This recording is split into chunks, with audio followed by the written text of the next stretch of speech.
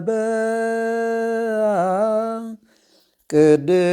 ቅድስት ቤተ ክርስቲያን ስርጎት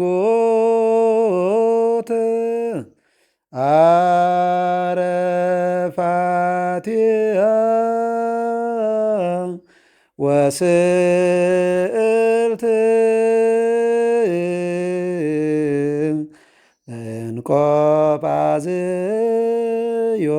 እንቆጳዝዮን እምነበአ ቅድስት ቤተ ክርስቲያን። ክቡራት ተመልካቾቻችን የስርዓት ሚዲያ ተከታታዮች እንደምን ቆያችሁ? እንደምን ከረማችሁ? እንዴት አላችሁ? ዛሬም እንደተለመደው በተለመደው መርሃ ግብራችን ተገናኝተናል። ስርዓተ ቤተክርስቲያንን እያየን ነው። በስርዓተ ቤተክርስቲያን ውስጥ ደግሞ ስርዓተ ቅዳሴውን እየተመለከትን ነው። በስርዓተ ቅዳሴ ውስጥ ደግሞ ነዋያ ቅዱሳት ነዋያትን የስርዓተ ቅዳሴው አካል የሆኑትን በስርዓተ ቅዳሴው ጊዜ የምንገለገልባቸውን በልዩ ልዩ አገልግሎት የምንገለገልባቸውን እያየን ነው። እንግዲህ ከነዛ መካከል ሰሞኑን ብዙዎቹን አይተናል። እንደውም አሁን ከነዋያት አንጻር ወደ መጨረሻው እየደረስን ነው። ብዙዎቹን አይተናል እና እስኪ ዛሬ ደግሞ መጀመሪያ እንደው ከደወል እንጀምር። ደወል በእርግጥ የስርዓተ ቅዳሴ ብቻ ሳይሆን ብዙ አገልግሎት ነው የሚሰጠው። ስለዚህ አንዴ ደወል ነውና ከዛ ቃጭልን ከዛ የመሳሰሉትን እንደ ውስጥ ማካተል ምንያቸው ይኖራሉ። ጌታ በቤተክርስቲያን ደወል አገልግሎቱ ምንድነው? ምሳሌነቱ ምንድነው? ከዛ ደግሞ ቀጣይ ቃጭል ላይ እንሄዳለን። ግን መጀመሪያ እስቲ ደወል ምን እንደሆነ ጌታ። መልካም እንደምሰነበታችሁ ተመልካቾቻችን፣ መምህር እንደምሰነበቱ፣ አሜን። የአምላካችን ስሙ የተመሰገነ ይሆንልን። እንግዲህ ለዛሬ ደወል ነው ይዘን የቀረብነው። ደወል ወይም መቅ ይባላል ሌላኛው ስሙ። መቅ ማለት ነጋሪት ማለት ነው። ያው ደወልም የሚሰማ ድምፅ ያለው ከብረት ከነሐስ መሳሰሎች ነገሮች የሚሰራ ቀለል ካሉ ነገሮች መጮህ ከሚችሉ ነገሮች የሚሰራ ነው። ከብረትም ከነሐስም እንዲሁ ወደ ቀድሞ ዘመን ዘወር ስንል ደግሞ በአባቶቻችን የድንጋይ ደወል ጭምር ነበር። ቀለል ያለ የሚጮህ መጮህ የሚችል ድምፅ ያለው እሱ ነው። መጥቅ ማለት ያው የሚጮህ ነጋሪት ድምፅ ያለው ሰዎችን በድምፁ የሚሰበስብ ማለት ነው። እንግዲህ መጥቅ ስራው አገልግሎቱ ያው መሰብሰቢያ ነው። መሰብሰቢያና የተለያዩ አዋጅ መንገሪያም ጭምር ነው። ሰዎችን ይሰበስባል። ከዛ ደግሞ አዋጅ ነገር ይነገርበታል። በመጥቅ የሆነ ድምፆችን ያሰማል። ድምፁ በተሰማ ልክ ያ መጥቅ ሲሰማ የሚያስተላልፈው መልእክትም አለ፣ ምሳሌዎችም አሉት። በኋላ እናያለን። ይሄ መጥቅ እንግዲህ በመጀመሪያ በኖህ ዘመንም መጥቅ እንደነበረ አባቶቻችን ይናገራሉ። በብሉይ ኪዳን ኖህ ወደ መርከብ እንዲገባ ሲታዘዝ እንግዲህ ከሚበሉትም ከማይበሉትም ለዘሬ የሚሆኑትን ወደ መርከብ ይዘግባ ሲባል መጥቅ እየመታ ይሰበስባቸው ነበረ ተብሎ በትርጓሜም ተነግሯል። መጥቅ ሲመታ እያንዳንዳቸው እየተሰበሰቡ ወደ እሱ ይመጡ ነበር፣ ወደ መርከብ ያስገባ ነበረ ለዘር እንዲተርፉ እግዚአብሔር የነገረውን። ከዛም በኋላ ኖህ መጥቅ ይመታል በየጊዜው በንፍር ውሃ መውረድ ጊዜ በመርከቡ ላይ እያለም ከወረደም በኋላ መጥቅ ይመታ ነበር። መጥቅ የሚመቱበት እንግዲህ በነግ መጥቅ ይመታ ነበረ፣ በቀትርም መጥቅ ይመታ ነበረ፣ በሰርክም መጥቅ ይመታ ነበረ ማለት ነው። ከኖህ ጀምሮ ወደዚህም ቀጥሏል እሱ። በነግ መጥቅ የሚመታው ዛሬ በገዳማትም ጭምር ይመታል። አሁን በነግ ይመታል። በነግ የሚመታው ለምንድነው? ለጸሎት ለማህበር ጸሎት በነግ ይመታና ከዛ ለግብር ደግሞ ጸሎት ካደረጉ በኋላ ስራ ክፍፍል ይደረጋል፣ ስምሪት ይደረጋል በመጥቁ አማካኝነት። በቀትር ደግሞ እንደዚሁም ይመታል ለጸሎትና ለምግብ። ከዛ በሰርክ ጊዜ ደግሞ አሁንም ለጸሎትና ለማሰናበት ደወል ይመታል ማለት ነው። በኋላም በዓመተ ዕድገት ጊዜም እስራኤል ስጋዊውን ለመማር መጥቅ እየመቱ ይሰበሰቡ ነበር ይላሉ አባቶቻችን። ዓመተ ዕድገት ማለት ስለ ስጋዊ ነቢያት ማነው እስራኤል ደጅ ይጸኑ ስለነበረ የክርስቶስን መምጣት ስለሱ ትምህርት ሲሰጣቸው የነበረው በሙሴም በተለያዩ መሪዎቻቸው አማካኝነት መጥቅ እየተመታ ይሰበሰቡና ስለ ስጋዊ ይማራሉ። ተስፋ እያደረጉ እንዲቆዩ አጽንኦት እየተሰጠ ይማሩ ነበረ። እሱ በብሉይ ኪዳን ሲደረግ የነበረው ይሄ ነው። በአዲስ ኪዳንም አለ ይሄ መጥቅ የምንለው። አሁን መጥቅ 7 ጊዜ ይመታል በቤተክርስቲያናችን። በመንፈቀ ሌሊት ይመታል፣ በነግ ይመታል፣ ከዛ ደግሞ በተጋቦ ጊዜ ይመታል፣ ከዛ ደግሞ በግብር ጊዜ ይመታል። ከዛ በወንጌል ጊዜ ይመታል። በግዚኦታ ጊዜ ይመታል። በድርገት ጊዜ ይመታል። እነዚህ 7 ጊዜዎች የደወል መምቻ ናቸው በቤተክርስቲያናችን። 7ቱ አሁን በመንፈቀ ሌሊት ለምንድነው ቅድም እንዳልኩት ምስጋና ለመጀመር ማህሌት ሲጀመር ሰዓታት ሲቆም መጥቆ ይመታል። መጥቆ ይመታው ካህናትን ንቁ ተነሱ ምስጋና እንጀምር ነው። ህዝበ ክርስቲያኑ ኑ ቤተክርስቲያን ተከፍቷል፣ ተዘጋጅቷል፣ ሰዓታት ሊጀመር ነው፣ ማህሌት ሊጀመር ነው ተብሎ ይመታል። ቁጥር አላቸው። ቁጥራቸው በኋላ ምሳሌው ላይ ልገልጠው እችላለሁ። እንትኖችን በቁጥራቸው ይመታል። ከዛ ቀጥሎ ደግሞ በነግም ይመታል። በነግ ደግሞ እንደዚሁ ሰዓታት ማህሌት በሌለበት ቀን ደግሞ ጠዋት በነግ ለኪዳን ይመታል ማለት ነው። ከዛ ቀጥሎ በተጋቦ ይመታል። በተጋቦ የሚመታው ደግሞ ተጋቦ ማለት ለቅዳሴ ተሰብሰቡ ማለት ነው። ለቅዳሴ አሁን የጧት ቅዳሴ ሲሆን ተጋቦ የምንለው የትኛው ነው? ኑ ቅዳሴ ልንገባ ነው ተብሎ ይነገራል። በሰዓትም ቅዳሴ ሰዓቱ ሲደርስ ይደወላል። ገና ከመገባቱ በፊት በሱ ጊዜ ይደወላል። ቀጥሎ ደግሞ በግብር ተሰብሰቡ ማለት ነው። ተጋቦ ያው መሰብሰብ ማለት ነው። በግብር ጊዜ ደግሞ ቅዳሴ ሲገባ ቃጭሎ ይመታል።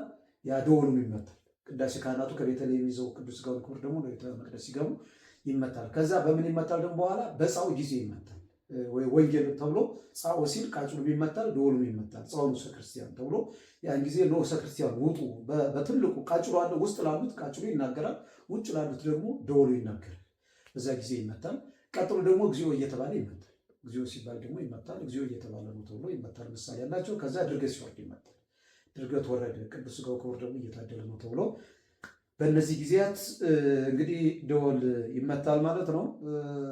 ይሄን ይመስላል እንግዲህ ምሳሌውን ደግሞ በዛው ምሳሌዎቹን ለማጠቃለል ያህል እነዚህ ምሳሌ ያላቸው የመንፈቀ ሌሊት የሚመታው እንግዲህ የአዳም ተስፋ ምሳሌ ነው ብለውታል አባቶቻችን። አዳም ከበደለ በኋላ ጌታችን አምላካችን መድኃኒታችን ኢየሱስ ክርስቶስ በ5 ቀን ተኩል አይደለም የሚለው በዛ ጊዜ ከልጅ ልጅ ተወልጄ አድንሃለሁ ብሎ ተኩል እኩል ነገር መንፈቀ ሌሊት የሚለው በመንፈቀ ሌሊት ተነስቶ ምስጋና አለ። የአዳምን ነው ተስፋ የምናደርገው። ለዚህ ነው ሌሊት መንፈቀ ሌሊት ማይሌት ሲጀምሩ ተፈጸመ ተስፋ በማርያም ድንግል ነው የሚሉት ሊቃውንቱ። ስቦድ እስካሉ በኋላ ነግሱ ላይ ያን የአዳምን ተስፋ መፈጸሙን ይናገሩበታል ማለት ነው። እና የመንፈቀ ሌሊት የአዳም ተስፋ፣ በነግ ደግሞ የአበው ምሳሌ ከአዳም ተስፋ ከተነገረ በኋላ ምሳሌ እየተመሰለ መጥቷል። የተለያዩ ምሳሌዎች አሉ። ሰዋስው፣ የያዕቆብ መሰላል፣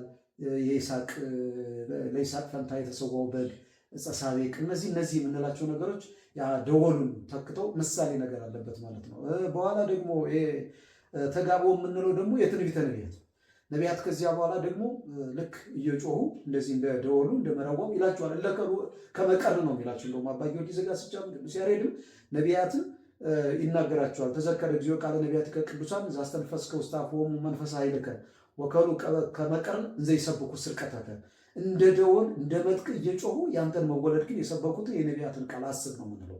የተጋብኦ መሰብሰብ የምንለው ነቢያት በቃ ክርስቶስ ይወለዳል እያሉ ተጋብኦ የምንለው የነሱ የነቢያት ትንቢት ነው። ከዛ ደግሞ የግብር የምንለው ቅዳሴ ሲገባ የሚመታው ዲያቆኑ ቃጭል፣ እዛ ደግሞ ደወሉ መጥቁ እየተመታ የሚገለው የብስራተ ገብርኤል ምሳሌ ነው ብሎታል አባቶቻችን። ብስራተ ገብርኤል ወደ እመቤታችን ሄዶ ያበሰራትን ድምፅ የምናስብበት ነው። የመዳናችን በተግባር የተገለጠበት ነው ማለት ነው። ከዛ ደግሞ ጻኦ ሲባል ወንጌል ሲባል ደግሞ የዮሐንስ መጥምቅ ስብከት ነው ብለውታል አባቶቻችን። ዮሐንስ መጥምቅ ከክርስቶስ አስቀድሞ መጥቶ ያስተማረው የሰበከው እሱ ነው። ከዛ እግዚኦ ስንል ደግሞ የምንመጣው አለ። እሱ ደግሞ የጌታ ትምህርት ምሳሌ ነው። ከዮሐንስ ቀጥሎ አይደል ክርስቶስ ያስተማረው የጌታችን ትምህርት ምሳሌ ነው። ከዛ የግብር ማን ነው? ከዛ ደግሞ የድርገት የምንለው ደግሞ የሐዋርያትና የሰብዓ አርድእት ትምህርት ምሳሌ ነው። ከዛ እነሱ ናቸው እየቀጠሉ የመጡት። ዮሐንስ መንግሥተ ሰማያት ቀርባለች ንስሐ ግቡ አለ። ቀጥሎ ክርስቶስም እንደዛው አለ። ቀጥሎ ሐዋርያት ሰብዓ አርድእትም ይህን ይዘው ቀጠሉ። መነሻቸው ይሆንና እነዚህን እናስብባቸዋለን። በሌላኛው ሁለተኛ ምሳሌ ደግሞ አላቸው። በተጋቦ ትንቢተ ነቢያት ነው ብለናል። የግብር ደግሞ የዮሐንስ መጥምቅ ነው ብለናል። የወንጌል የሐዋርያትን ለቅሶ ያሳያል ብለውታል አባቶቻችን። ሐዋርያት ስለ ክርስቶስ ተሐዙ አርድእት በበናቲሆሙ ዘይብሉ እያሉ ደቀ መዛሙርቱ ክርስቶስን በሰቀሉ ጊዜ አንገታቸውን ተያይዘው ተላቀሱ። ስለ ክርስቶስ መሞት፣ ስለ ክርስቶስ መሰቀል ተላቀሱ። የሐዋርያት ልቅሶ ይመስላል። የግዚኦታ ደግሞ የእመቤታችን ልቅሶና የቅዱስ ዮሐንስ ወልደ ነጎድጓድ በመስቀል ስር ሆነው ያለቀሱትን ልቅሶ ያሳያል። የድርገት ደግሞ የዮሴፍና የኒቆዲሞስን ልቅሶ ነው የምናየው። ዮሴፍና ኒቆዲሞስ ከመስቀል አውርደው ሲገንዙት ያ እንባቸው እየወረደ እየጮሁ ያለቀሱ ነው የገነዙት፣ ዝም ብለው አይደለም። እና ያ ድምፅ የሚያሰማው ነገር እነዛን ያሳየናል ማለት ነው። በቅዳሴ ጊዜ እንግዲህ አራት ጊዜ ነው የሚመታው ብለናል። በቅዳሴ ጊዜ የድርገቱ አለ፣ የግዚኦቶ አለ፣ የወንጌሉ አለ፣ የአግቦተ ግብሩ አለ። 4 ጊዜ ደወል ይመታል በቅዳሴ ጊዜ። ይሄን አባቶቻችን ምንድን ነው ብለውታል? ትንሣኤ ክርስቶስ 4 ጊዜ ለመነገሩ ምሳሌ ነው ብለውታል። ትንሣኤ ክርስቶስ 4 ጊዜ ተነግሯል። እንዴት 4 ጊዜ ተነግሯል? ትንሣኤው በአንድ ቀን 4 ጊዜ ነው የተነገረው። መላእክት ወዳው መላእክት ተነስተው ለማን ነገሩ? ለመላእክት ተነገራቸው። መላእክት ለማን ነገሩ? ለአንስት ነገሩ። አንስት ሄደው ለሐዋርያት ነገሩ። ሐዋርያት ደግሞ ለሕዝቡ ወደ ዋስራቸው እና በአንድ ቀን የክርስቶስ ትንሣኤ በ4 ወገኖች ተነግሯል እና 4 ጊዜ በቅዳሴ 4 ጊዜ ይደወላል ማለት ነው። ከሌሎቹ በተለየ መልኩ ቅዳሴው ላይ ያለው ደወል እንደገና አጠቃላይ ደግሞ የምሳሌ አባቶቻችን ምሳሌውን አጠቃላይ ለእመቤታችን ይሰጡታል። ይህን በሙሉ 7ቱን የእንቱን የመንፈቀ ሌሊቱን የነጉን የተጋቡ የግብር የወንጌል የምንላቸውን ለእመቤታችን ሰጥተው ይናገራሉ ምሳሌ አድርገው። የመንፈቀ ሌሊት እመቤታችን ከወላጆቿ ስትለይ ያለቀሰችው ልቅሶ፣ ከእናቷ ስትለይ ወደ ቤተ መቅደስ ይዘዋ ሲገቡ በ3 ዓመቷ ሕፃናትና ያን ጊዜ ከእናቷ ስትለይ ወደ ቤተ መቅደስ ስትገባ ነው እያለቀሰች የገባችው። እሱን እናስታውስበታለን። እንግዲህ ወደ ቤተ መቅደስ ታሪኩን እመቤታችን ተመቶ ነው ህዝቡ የተሰበሰበው። ህዝቡ ተሰብስቦ ደግሞ ወደ መቅደስ ስትገባ ደወል ተመቶ ህዝብ ተሰብስቦ ስለ ምግቧ ነገር ውይይት ተደርጎ ስላኗኗሯ ተደርጎ ነው አዳስረክቦ እሱም ጭምር ነው እና የነግ ደግሞ በስምዖን ትንቢት ስምዖን በቤተ መቅደስ ሕፃኑን ይዛ እመቤታችን ይዛ በቤተ መቅደስ ስትገኝ ክርስቶስ እንደሚሰቀል ሲነግራት ያን ጊዜ ወለኪሴ በውስጥ ልብኪ ኮይና ተንፋቂ በተባለ ጊዜ ያን ጊዜ ተሰምቷታል። አዝናለች። ምንድን ነው ወተወዲዮ ውስጥ ልባ ነበር የሚለው ያ አዛዝኗታል፣ አስለቅሷታል። በሆዷ ሆኖ ሆዷ ደም በውስጧ የመከራ ደወል ነው እሱ ራሱ የነበረው። ገና ለወደፊት ለሚመጣ ዛሬ ነው የደወለው የመከራ ደወል ስለነበር እሱንም እናስብበታለን። የተጋቡ የምንለውን እመቤታችን ሕፃናተ ገሊላን ሄሮድስ ባስፈቸ ጊዜ ልጇን ይዛ በሽሽት ጊዜ ይህን ያህል ዛሬ ያለቀ ይህን ያህል ዛሬ ያለቀ ሲባል ሁልጊዜ እሷ አሁን ይደርሱብኝ ይሆን እያለች በቃ ሁልጊዜ ልቅሶ ነበረ እመቤታችን እና የእሱ ምሳሌ ነበረ። ሌላው የግብር የምንለው በትዕማን ቤት ከትዕማን አነጋገር የተነሳ አንቺን የመሰለች ቆንጆ እንዴት ከመጋረጃ ትወጣለች ደረቅ ብትወይ ነው እንጂ ብላ ምርር ያለ ነገር ስትናገራት እመቤታችን ያን ጊዜ ያልቅሳለች።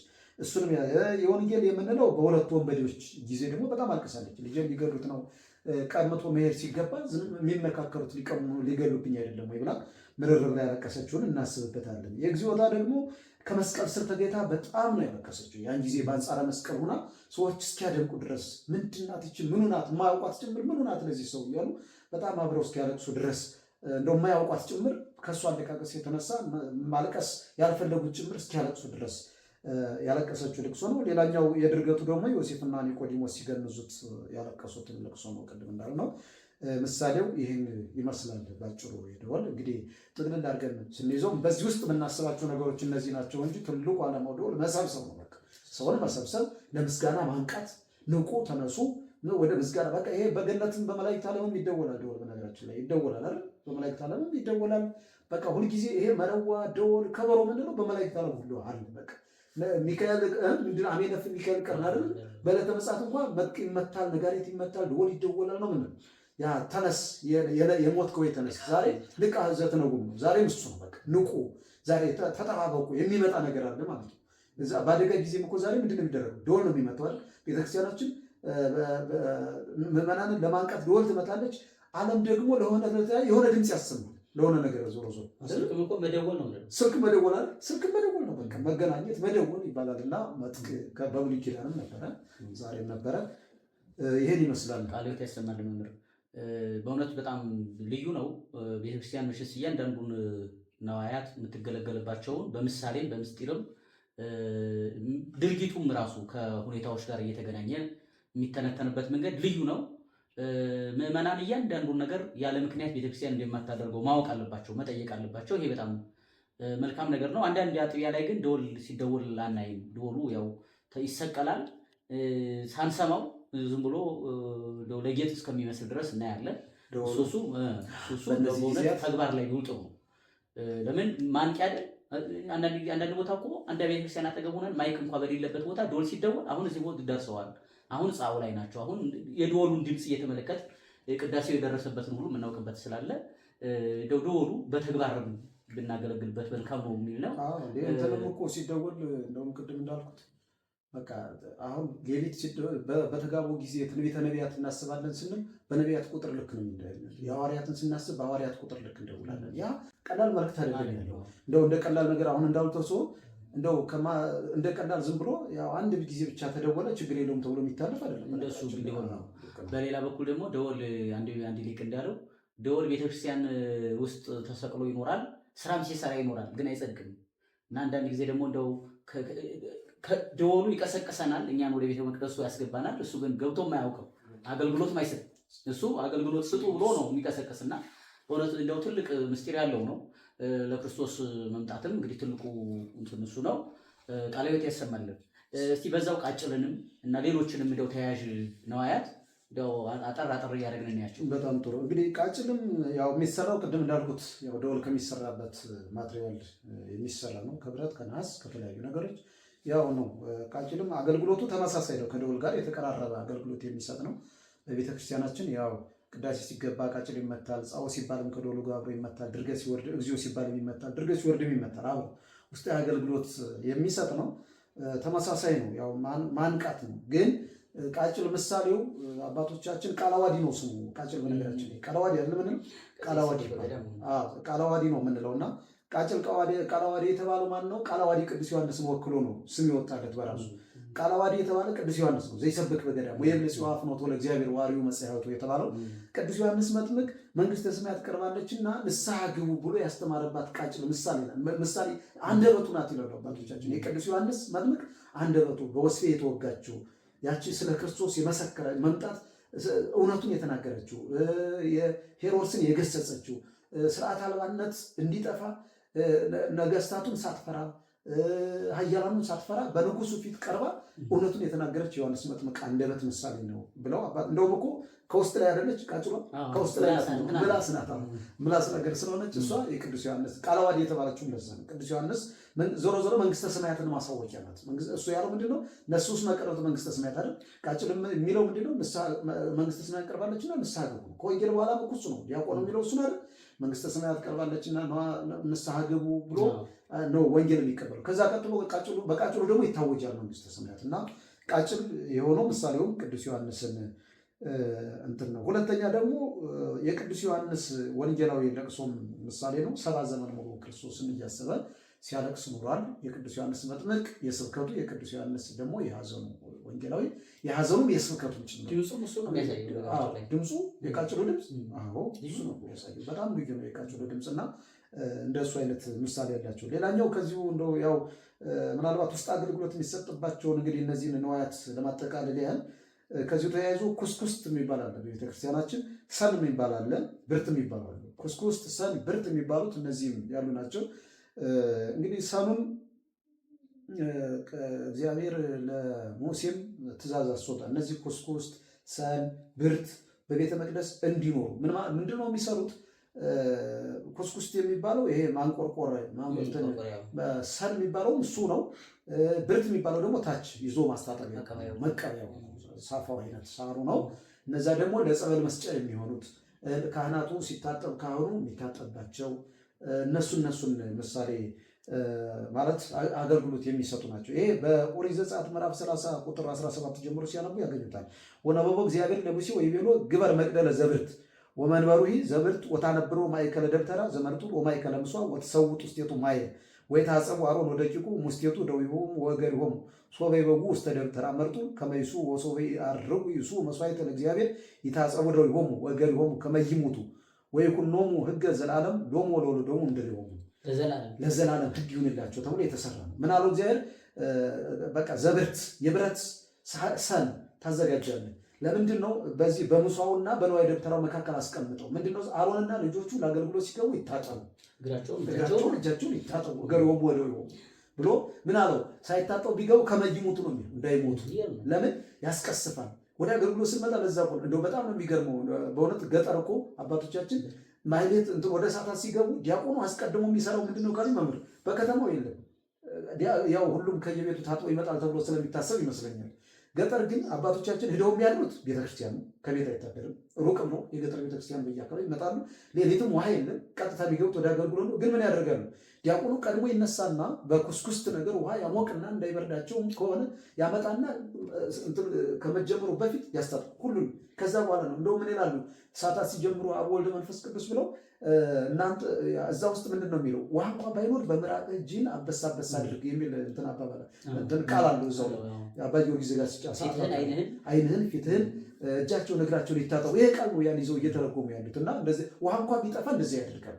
ግን ሳይታጠብ ጸሎት የለም በቤተክርስቲያን። ምንድን ነው ያለው እግዚአብሔር? ከመይሞቱ ለጊዜው ንጽሐ ስጋ ያስፈልጋል ወደ ቤተክርስቲያን ሲገባ ያለ ንጽህና አይገባም። ታጥቦ ፍጻሜው ግን ንጽሐ ነፍስን የሚያመለክት ነው። ንጽሐ ነፍስ ጭምር ያለበት ነውና ታጥቦ ይግቡ። ከዛ ማንቆርቆሪያ የምንለው ለማቀዝቀዣ ማቆረሪያ የምንለው ምዕመናን ከቆረቡ ካህናት ከቆረቡ በኋላ ማየ መቁረብ የሚያደርጉበት ነው። ሰን ደግሞ የሚታጠብበት ነው። ካህኑ ደግሞ ምሳሌነቱ ምንድነው? ያ ጲላጦስ ክርስቶስን በተሰቀለ ጊዜ እኔ ከደሙ ንጹህ ነኝ ብሎ የታጠበበትን ያሳያል። ካህኑ እኔ እጃዬን ከአፋዊ ድፍ ንጹህ እንዳደረግ ከሁላችሁ በደል ንጹህ ነኝ ብሎ ነው በቅዳሴ ጊዜ ዋጅ የሚለው እየታጠበ እያሳየ በማን በዛች በሰኗ ዲያቆኑ እያስታጠበ ያ ክርስቶስ ጲላጦስ ከደሙ ንጹህ ነኝ እያለ ስለ ክርስቶስ መሰቀል እኔ አልፈቀድኩም እናንተ ናችሁ እንጂ እንዳለ እኔ ደግሞ እስከ ዕዳችሁ እስከ በደላችሁ ወደ ቤተ መቅደስ ብትገቡ ወደ ቁርባን ብትመጡ ወደ አገልግሎት ብትመጡ አንደኛ ንጽሐ ስጋችሁ ንጹህ ሳይሆን ነፍሳችሁም ንጹህ ሳይሆን ሁለት አይነት ንጽህና ሳትይዙ ወደ ቤተክርስቲያን አትምጡ እያለ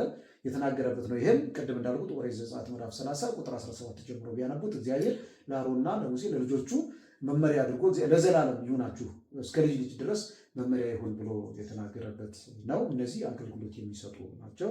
ይሄን እንደ ቀላል የሚታይ አይደለም። በገጠር ቅድም የጠቆምኩት በከተማ ቢደረግ በጎ ነው። በቃ ቢደረግ አንደኛ ትሕትናን ያሳያል። ዲያቆናቱ ለካህናቱ እንዴት እንደሚያገለግሉ ምርቃት አለበት። ደግሞ ወደዛ ነው የሚያሉት ወደ ካህኑ ምርቃት አለበት። እንደዛ እኮ ነው። ቅዳሴ ሲገባኛ ነበር የምናጥበው። እግዚአብሔር በሚያውቀው እንደው ለተወሰነ ጊዜ በገጠር ዲያቆን እኛም አገልግያለሁኝ። ቅዳሴ ሲገቡ የካህኑን እግር የምናጥበው እኛ ነበር ነው። ካህኑ ሲመጣ ራሱ አይታጠብም። እግራቸውን እናጥባለን፣ እንመረቃለን። ወደ እኛ ያደርሳችሁ ለትልቅ ማድረግ ያብቃችሁ ተብሎ ምርቃት ይሰጠናል እና ያስመርቃል። ይሄ ነው ያለው እንግዲህ። እሺ ቃለ ሕይወት ያሰማልን ጌታ። በእውነት ለመናገር እንዳሉት ነው። ይሄ ሰኑ ብርቱ ኩስኩስቱ በጣም ትልቅ አገልግሎት የሚሰጥ ነው።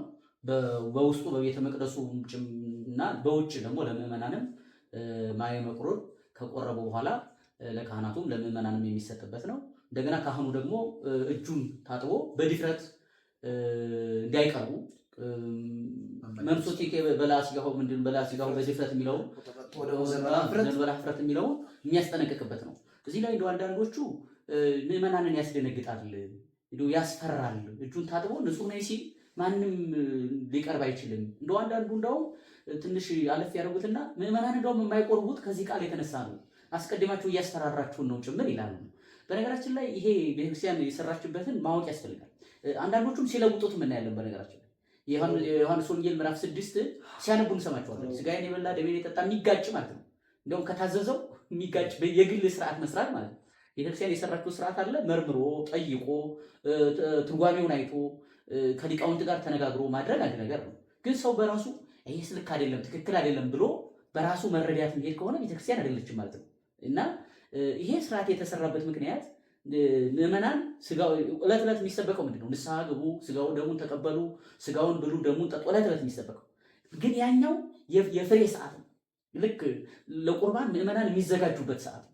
ስለዚህ አሁን እዛ የተሰበሰቡት ካህኑ እጁን የሚታጠበው ለቀረቡት ነው እንጂ ንስሐ ላልገቡት ርቀው ላሉት አይደለም፣ ፊት ለፊት ላሉት ነው። ለዛ ነው ሲታጠቡ እዛችሁ በሯ ላይ ሆኖ እጁን እዛው ላሉት ነው እንደዚህ የሚያደርገው። አሁን የቀረባችሁ እናንተ በድፍረት እንዲያትቀርቡ ይላችኋል እንጂ በኃጢአት ለሚኖረው ማስፈራሪያ አይደለም። በቅተናል፣ ነቅተናል፣ ምክረ ካህን ፈጽመናል፣ ልንቆርብ ነው ብለው ለቀረቡት ራሳቸውን አዘጋጅተው መምጣታቸውን እንዲመረምሩት ማድረጊያ ነው። በድፍረት እንዳይቀርቡ አንዳንድ ቦታ ያው ድፍረትም በዛ የሚልበት ሁኔታ ስላለ ለሱ ቤተክርስቲያን ለመጡት ደግሞ ድፍረት እንዲያደርጉት፣ ላልመጡት ንስሐ ግቡ ስጋው ደግሞ ተቀበሉ ትላለች። ለመጡት ደግሞ በድፍረት እንዲያደርጉት የምታስተምርበት የተግባር ትምህርት ነው የሚለውን እንድንይዝ ነው። ይሄ ምንም እንደሆነ ሙሉ ቅዳሴ ቅዳሴውን ሊያረሙት ካልሆነ በስተቀር እንደዛ ነው። ቅዳሴው እኮ ሲጀምር መወነውሮ ህሊና ዘወይ ይቅረብ እኮ ነው። መወደጉ ህሊና ዘወይ አንድ ምስ ነው። በጣም ብዙ ነገሮች አሉት ቅዳሴው። አሁን ወደ መሀል ቅዳሴው ስለምንገባ ላይ እንደርስበታል። ላይ ግን ነዋያቱ ላይ አብሮ ሲታጠብ ካህኑ የሚያውጅበት እየታጠበ አሁን የሚቀየርበት ምክንያት ምንም ምክንያት የለውም። እግዚአብሔር በሚያውቀው እንዳንዱ በሀገረ ስብከት ደረጃ የተቀየረባቸው ሀገረ ስብከቶች አውቃለሁ። በአንዳንድ ዝም ብሎ ውስጥ ለውስጥ አንዳንዶች የሚያደርጉት የራሳቸው ግን በሀገረ ስብከት ደረጃ ጭምር የተቀየረበት ቦታ አውቃለሁ። ይሄ በቃ አይባልም ማስደንገጥ የሚለው ማስደንገጥ ከሆነ ቅዳሴውን ገና ልንጀምር ቅዳሴው ከመጀመሪያው አስደንጋጭ ቃል ብዙ ሙሉ ቅዳሴው ስለሱ ነው የሚናገረው እና እየደረስን እናየዋለን። ቃለ ሕይወት ያሰማልን ኔታ። በእውነት ክቡራን ተመልካቾቻችን እንግዲህ ነዋያትን ቅዱሳት ነዋያትን ከቅዳሴው አንጻር ከቤተ መቅደሱ አገልግሎት አንጻር አይተናቸዋል፣ ዳሰናቸዋል። በተወሰነ ደረጃ እንዲያው ሁሉንም ማለት እንኳ አያስደፍርም። ሌሎችም ያላየናቸው ያዳሰስናቸው ይኖራሉ። ግን ጎልተው ፊት ለፊት ሁልጊዜ አገልግሎት የምንሰጥባቸውን ነዋያተ ቅዱሳት ስርዓተ ቅዳሴው ላይ የምንገለገልባቸውን ቤተክርስቲያን ስርዓት የምትፈጽምባቸውን አይተናል። ምሳሌዎቻቸውን፣ ትምህርቶቻቸውን ከዛ ጋር የተያያዙ መታረም ያለባቸውን ጭምር ለመጠቆም እየሞከርን ነው የመጣ ነው። የዛሬውን መርሃ ግብራችንን በዚሁ እናጠናቀቃለን። የሚቀጥለው ደግሞ እግዚአብሔር አምላካችን በሌላ መርሃ ግብር ያገናኘናል። ተስፋ አለን። እግዚአብሔር ይስጥልን መምህር። ሁላችንንም ለሚቀጥለው ቀጠሮ ደግሞ ያብቃል። ወስብሐት ለእግዚአብሔር ወለወላዲቱ ድንግል።